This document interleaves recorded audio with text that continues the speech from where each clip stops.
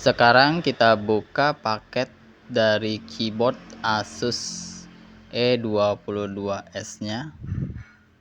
Ini model keyboardnya dengan warna hitam dan mempunyai lubang-lubang, memiliki panjang kurang lebih 26 cm dan lebar 10 cm.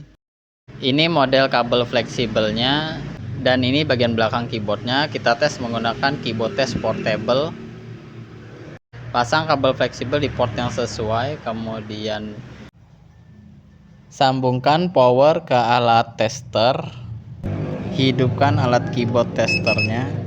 Cara kerja alat ini, jika tombol keyboard ditekan, maka akan terdengar suara beep 1 kali.